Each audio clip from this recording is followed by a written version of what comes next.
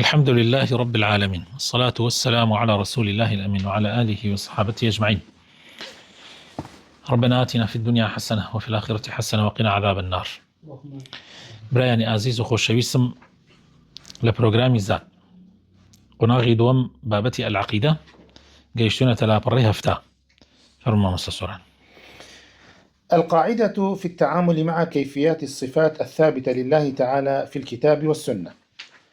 الواجب في صفات الله تعالى إثبات ما أثبته الله تعالى لنفسه في كتابه أو على لسان رسوله صلى الله عليه وسلم مع فهم معناه دون تكييفه، فإنما وصف الله عز وجل به نفسه أو وصفه به رسوله صلى الله عليه وسلم حق على حقيقته ليس فيه خفاء، بل هو من أوضح وأجلى ما يكون.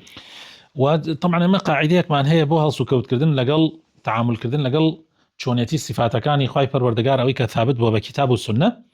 واجبە لە سیفاتەکانی خوایە ئیسباتی ئەوە بکەیت کە خوای پەروەردگار ئیسباتی بۆ خۆی کردووە لە قورئانی پیرۆزە یان لەسەر زمانی پێغەمبەرەکەی صلی الله عليه وسلم، لەگەڵ تێگەیشتن لە معنا واتاکەی بەبێ کەیفیەتەکەی. ئەو دوونە کەیفیەتی بۆیە سووری کردێ، یعنی ئێمە معناکەی تێگەین بەڵام کەیفیەتەکەی نازانین، تەفویضەکەین بەلای خوای پەروەردگار، چونکە ئەوەی کە خوای پەروەردگار وەسفی خۆی پێکردووە یان پێغەمبەرەکەی صلی الله عليه وسلم وەسفی خوای پەروەردگاری پێکردووە حەقە لەسەر حەقیقەت و ڕاستیەکەی، شاراوەیتیان نییە، شاراوە نییە، بەڵکو ئەڵێ ڕوونترین شتە. بەڵێ. فتثبت ألفاظ الصفات ومعانيها التي دلت عليها هذه الأوصاف، ولا يفوض إلا في الكيفية، لأن الله تعالى استأثر بعلمها ولم يأتي في النصوص ما يبينها. الله إما شون معاملة لقل أم صفاتنا كان إثبات يكين، إثبات معناه كانش يكين وأتا كانش، بلام كيفيتكي شونيتكي أو ألين خوا خويا زاني، چونك أو يعني علمي خوايا وكسنات وأنا قصيت يا بكاتش يعني اشتكني ديار به وهيج نص يكشني الرونيكاتوا. قال الإمام مالك رحمه الله لما سئل عن الاستواء معلوم والكيف مجهول والإيمان به واجب والسؤال عنه بدعة. وهذا ميزان بديع في التعامل مع نصوص الصفات، أن المعنى معلوم وكيفيته مجهولة، وهو ما عليه السلف الصالح رحمهم الله.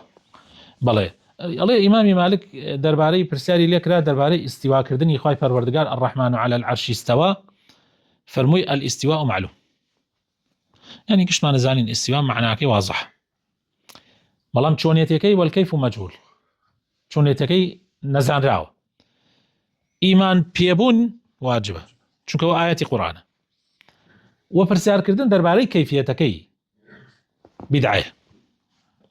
جاء الله أما ميزانيكي زور جوانا وزور ريكو بيكا لتعامل كردن لقل صفاتكاني خواي پروردگار، لەگەڵ ئەو نەسانەی کە باسی صفاتی خواکە لە قورئان و لە سونە، بەوەی کە معناکانی وازەحە، شێوازەکەی و چۆنیەتەکەی مەجهولە، ئەمەیش ڕێبازی سەلەفی ساڵح بووە.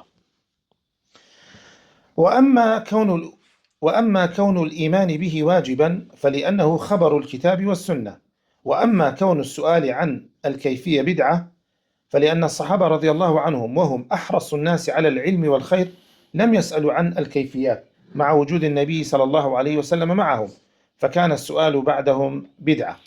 الله إيمان بون ب أو نصانا كالقرآن والسنتات الرحمن على العرش استوى، يعني هالنص يلا حديثي شاهد به الله إيمان في بون واجبة شو كما آيات القرآن يعني حديثي بيغمر صلى الله عليه وسلم، أي بو كيفيتكي بو برسيار كردن درباري كيفيتكي بدعية بو چونك الله الصحابة كان بيغمري خاص صلى الله عليه وسلم کاتیم ئاەتانیان بۆ دابەزیان پێغەمبەری خوا صلی الله علیه وسلم ئەو حەدیثانەی فەرموو ئەوان لەگەڵ پێغەمبەری بخوایە بوون صلی الله علیه وسلم، پێغەمبەر لە ناویان بوو، لەگەڵ ئەوەیشا پرسیاریان نەکرد، مع العلم الصحابە لە هەموو کەسێ حەریصترە، کاتی ئەوان پرسیاریان نەکرد یا پێغەمبەری خوا صلی الله علیه وسلم نەیفەرموو بۆ پرسیار ناکەن، کە ئەوە پرسیارکردن دەربارەی ئێمە بەڕاستی شتێکی تازەیە و شتێکی بیدعەیە.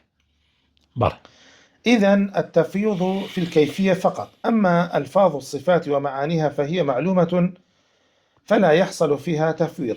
ليرة أمام بسكي أما يا أو ئەڵێ تەفویض طبعا ئەمە خۆشەویستەکان ئەمە مەذهبێکە کاتێ باسی صفات و ئەسماءەکانی خواکەی لە قورئان و لە سنت ئەوان یەکسەر ئەڵێن ئەمە خوا ئازانێ، شتێک ئەمە لێی نازانێت خوا ئازانێ. ئەڵێ تەفویضەکە کاتێ تۆڵی خوای لێ ئێزانێ ئەوە بەس لە کەیفیەتەکەی، ئەگینا وەکو ئیمان بوون بە معناکەی بە ئاەتەکە و زانینی معناکەیشی ئەڵێ ئەمە شتێک نییە، هینەمە معلومە. جا ئەمە خاڵێکی زۆر گرنگە ویسە نمونەی شتێرێتەوە. ومن نسب إلى السلف أنهم لا ومن نسب إلى السلف أنهم لا يعرفون المعنى ولا يفهمونه وأنهم يفوضون معاني الصفات كما يفوضون في الكيفية فقد كذب عليهم، بل مذهب السلف أنهم يثبتون الألفاظ والمعاني ويفوضون في الكيفية فقط. الله هني كس الله السلف درباري آياتكاني الصفات وأحاديثكاني الصفات وأسماء وتيان يعني تفيض يعني كردو، يعني وتيان أخوة عسانه الله أجر بعام بلي سلف واي وتوب بقشتي تفيض الله أما هالكسي أما بدا بحال أوان راسناك أما بداو أوانو قسيكي كردو قسك الراسنية أي شيء موضوعك الله أوان معناك يان كرديه بلام لكيفيتك يا تفيض يان كردو جاء أمام مسألة قرنجة. والدليل على ذلك أن الله سبحانه وتعالى أمرنا بتدبر القرآن كله ولم يستثني شيئا، وحثنا على تعقله وتفهمه، ولو كان معناه غير مفهوم لما أمر بتدبره. قال الله تعالى: أفلا يتدبرون القرآن أم على قلوب أقفالها أفلا يتدبرون القرآن ولو كان من عند غير الله لوجدوا فيه اختلافا كثيرا كتاب أنزلناه إليك مبارك ليدبروا آياته وليتذكر أولو الألباب. ولم يقل سبحانه إلا آيات الصفات فلا تتدبروها لأن معانيها غير معلومة. بله الله دليل مانشية كقرآن همو معنى كان واضحة بتايبتي صفات واسماء كانت معنى كان واضحة بس كيفيتها مجهولة. الله بلغمان أوية كقرآن بعام عليه خواء فرمي تدبري بكن هيت شي ليه استثناء نكرده التدبر أوية يعني ورد ببيتولي ليتي يبقي أو تدبره. أفلا يتدبرون القرآن أم على قلوب أقفالها آية بو قرآن تدبرنا كان آية ضليان كليل دراوة.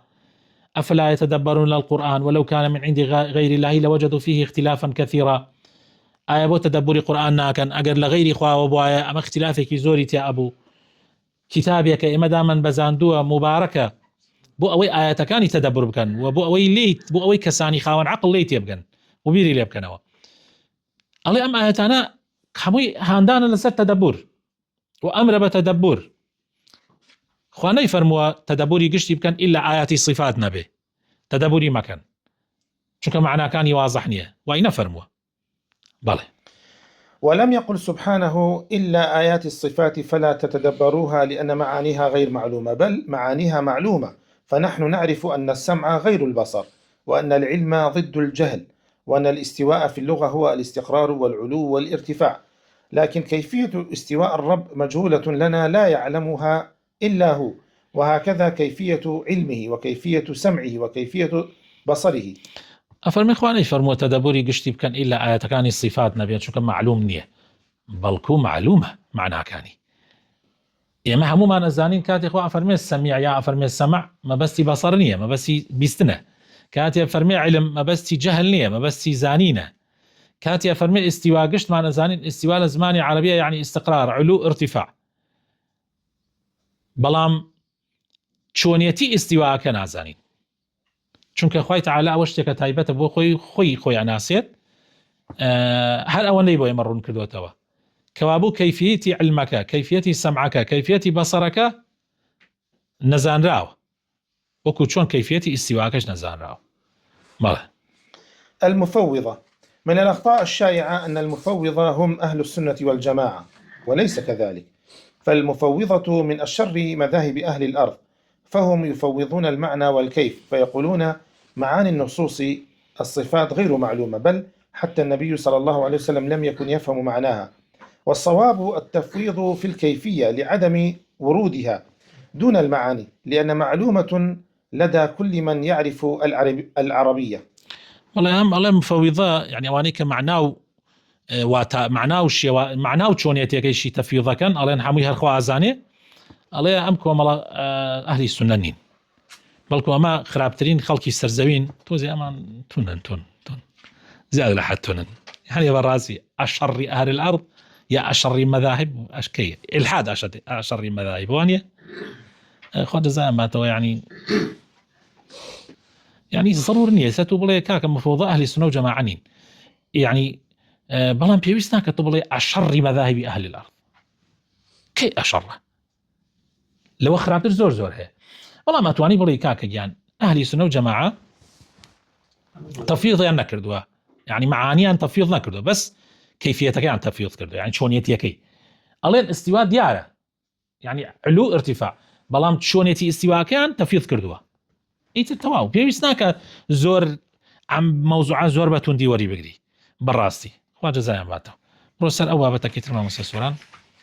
الصفات التي لم يرد نفيها ولا إثباتها في الكتاب والسنة يوجد بالي سباس أو صفات أنا كين كهني الصفات معناه بالرزان أم بابتش هل بابتي كرتو حزم كهر وشتي بخوانين بيكوا أو صفات أنا ك لقرآن ولا السنة نفي كراوة نا إثبات كراوة أمش جرنجا هندي الصفات معناه نخوا فرميتي هي نش فرميتي نية وهروها بيغمري خواه صلى الله عليه وسلم نفرميت هي نفرميتي نية نأتواني إثباتي كي نأتوانيش نفيكي بالي. يوجد بعض الصفات التي لم ترد بها نصوص الكتاب والسنة كصفة الجهة والحيز والجسم ونحوه، فما الموقف منها؟ والجواب ليس لأحد أن يثبت هذه الصفات لعدم ورود الدليل بها. أما المعنى فليس لأحد أن يقبله أو يرده حتى يعلم المراد منه، فإن كان حقا وجب قبوله، وإن كان باطلا وجب رده. بالي الله عندي الصفات هي لقرآن والسنة نا إثبات كراوة نا نفي كراوة وكبون من صفة جهة يعني الله وكو صفة حيز أو إيك الدور درابة وكو صفة جسم وأم جور الصفات أنا الله هيج قرآن نا نفي كردا نايش إثباتي كردوه بو خواي پروردگار أما معنى كاني يعني واتا كاني تو ناتواني نقبولي كي نردي كي توا حتى نزاني معناه كي تشيه قصدي كابرا تشيه جاء أجر قصدك حق بها ولي يقدي قصدك إنها حق بها ولي ناقدي إيسيش نمونة تيريات ولا سرأمة بو نمونة صفة الجهة.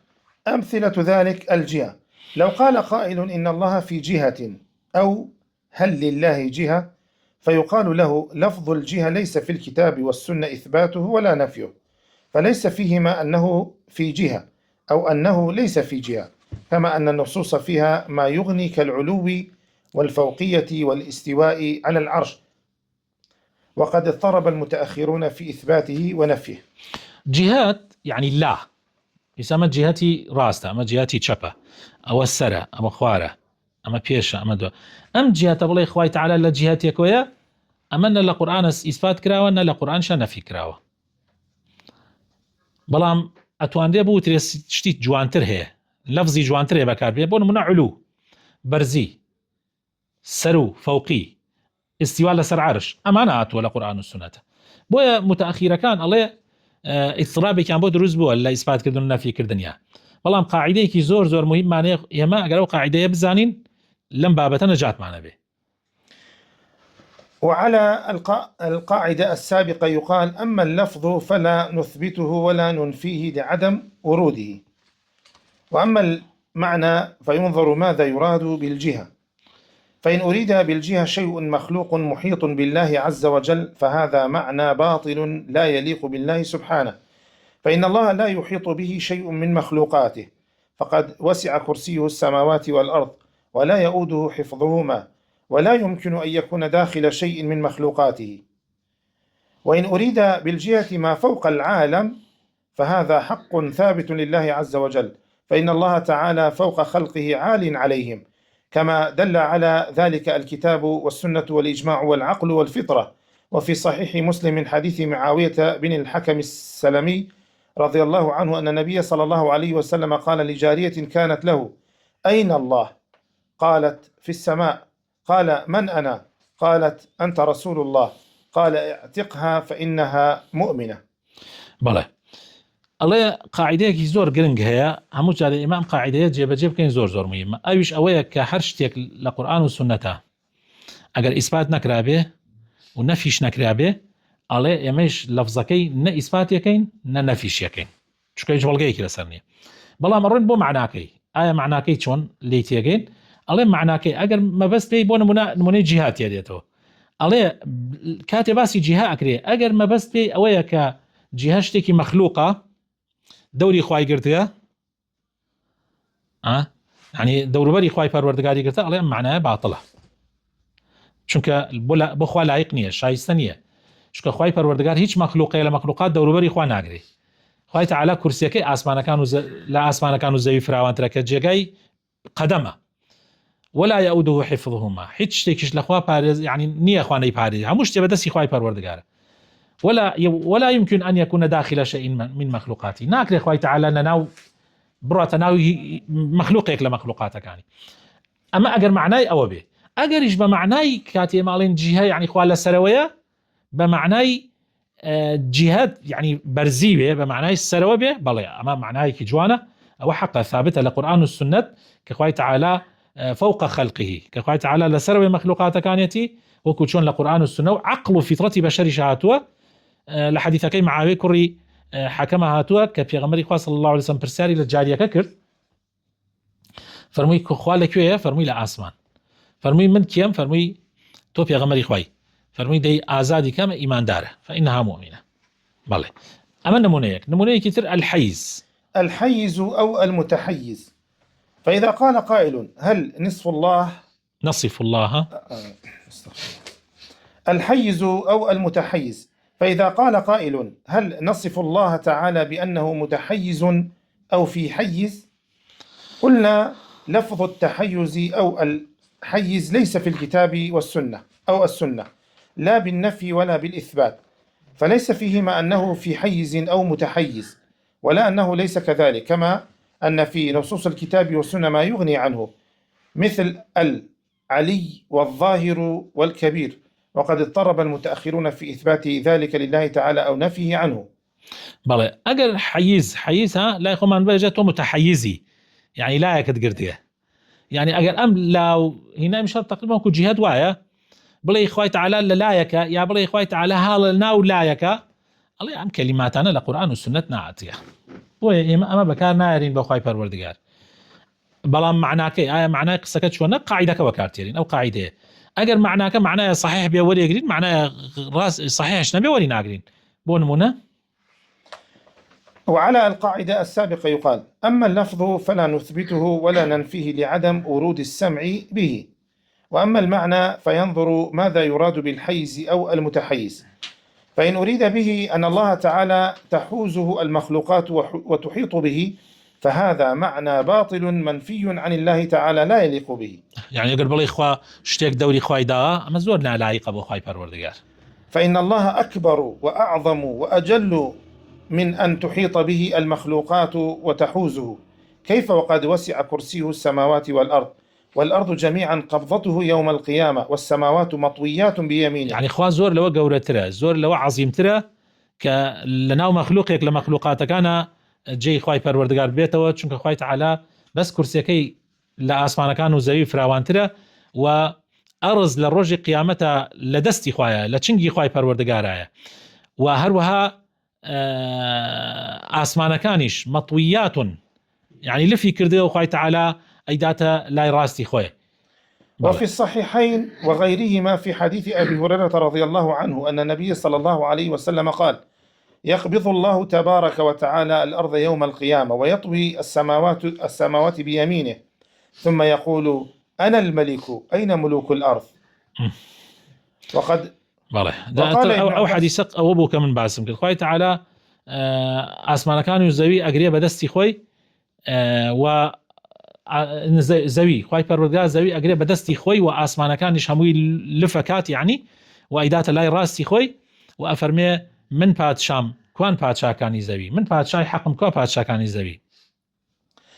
وقال ابن عباس رضي الله عنهما ما السماوات السبع والأرضون السبع وما فيهن في يد الرحمن إلا كخردلة في يد أحدكم. ابن عباسیش ئەفەرمێ ئاسمانەکان هەر حەوتی و زەویش هەر حەوتی و ئەوەشی هاتیایە لە دەستی خوای پەروەردگارە وەکو خەردەلەیەک وایە وەکو گەردیلەیەک وایە لە ناو دەستێ يعني ئەوەندە بچووکە. بەڵێ. وإن أريد بالحيز أو المتحيز أن الله منحاز عن المخلوقات أي مباين لها منفصل عنها ليس حالا فيها ولا هي حالة فيه فهذا حق ثابت لله عز وجل كما قال أئمة أهل السنة هو فوق سماواته على عرشه بائن من خلقه. ومثل هذه القاعدة تطبق على كل صفة لم ترد في كتاب ولا سنة كالجسم والعرض ونحوه. ئەگەریش مەبەست لە حەیز ئەوە بێ کە خوای پەروەردگار جایە لە مەخلوقاتەکانی يعني جایە لە ئەوان جیا بۆتەوە منفصل عنهم يعني ئەوە حەقامە چونکە ئەئیمەی ئەهلی سونە وتویانە خوای پەروەردگار لە فەوق ئاسمانەکانە فەوق عەرشە بائن من خەڵقی جایە لە مەخلوقاتەکانی خانێک کەسێ ئەڵێ ئاسمانەکان و زەوی خۆی خوایە نعوذ بالله فەلەک خوایە کورد خۆمانەژێ ئاخ فەلەک هو شركة قناعتي آخر بالله وقناعتي أنواع كأم فلك أخويا. أم قاعدة طبعا تطبيقها كده تسرح مصفتك كالقرآن والسنة نها تبيوك جسم وعرض وأمانة. فاي جورا إصلاح حال من بكا وعقيدة من باك وجوان كاتو ودور ما خاتو ولا هر هلايك كبزمان ما نادي عن بكر دواء أنجام يدين. آمين.